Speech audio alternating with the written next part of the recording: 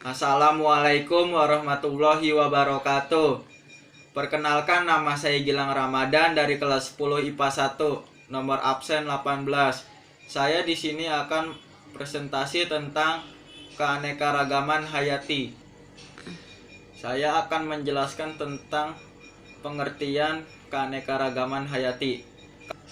Keanekaragaman hayati adalah variasi organisme hidup pada 3 tingkatan, yaitu tingkat gen, tingkat spesies, dan tingkat ekosistem.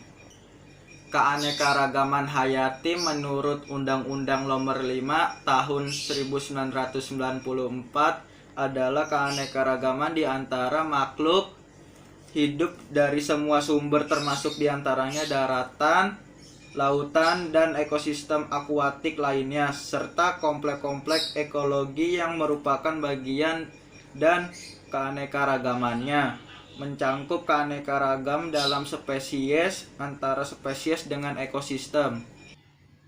Di Indonesia banyak tersebar berbagai fauna dan flora.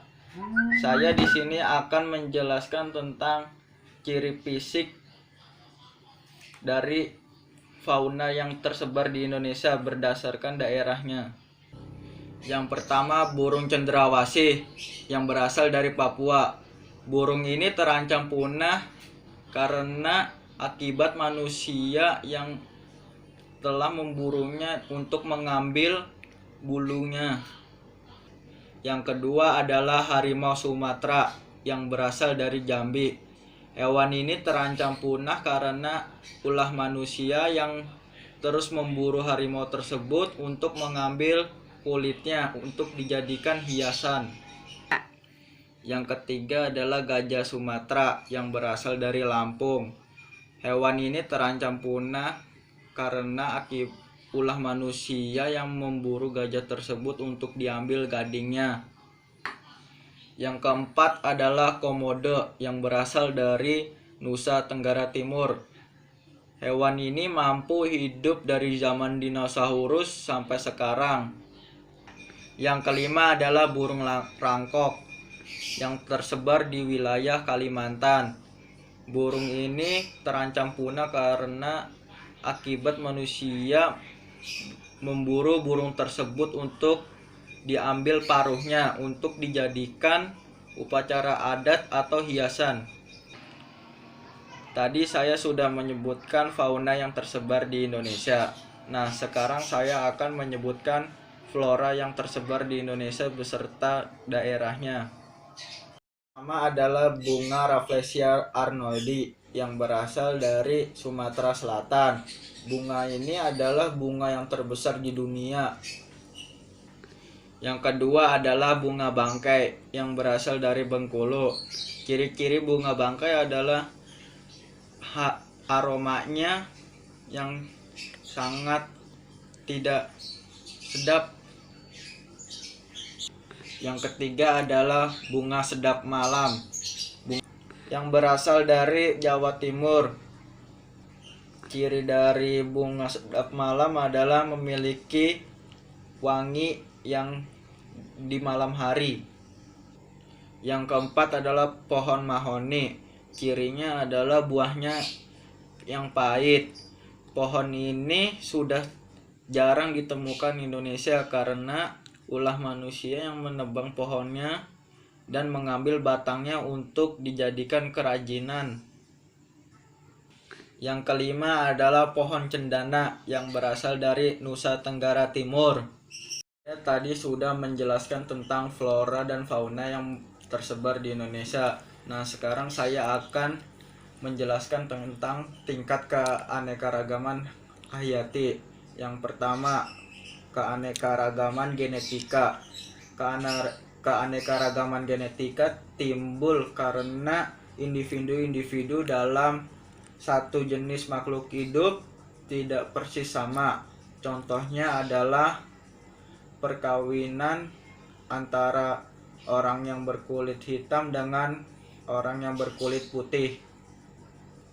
Keanekaragaman genetika terjadi karena masing-masing individu memiliki komposisi satuan pembawa sifat yang berbeda yang disebut dengan gen. Yang kedua adalah keanekaragaman jenis. Contohnya adalah pohon kelapa dengan pohon pisang. Pohon kelapa memiliki ciri fisik batangnya yang tinggi serta daunnya yang sangat lebar.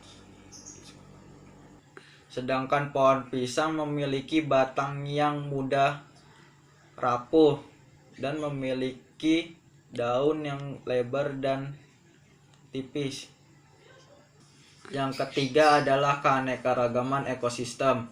Ekosistem adalah suatu sistem yang terbentuk oleh hubungan timbal balik tak terpisahkan antara makhluk hidup dengan lingkungannya. Contohnya adalah ekosistem di sawah.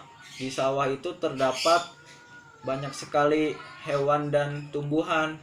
Hewannya tersebut adalah misalkan ular, tikus, belalang, dan lain-lain. Sedangkan tumbuhannya seperti tumbuhan padi. Selanjutnya saya akan menyebutkan tipe-tipe ekosistem. Yang pertama adalah ekosistem perairan. Di ekosistem perairan terdapat komponen biotik. Contohnya adalah plankton, nekton, newton, bentos, perifiton. Ciri dari plankton adalah bergerak secara pasif.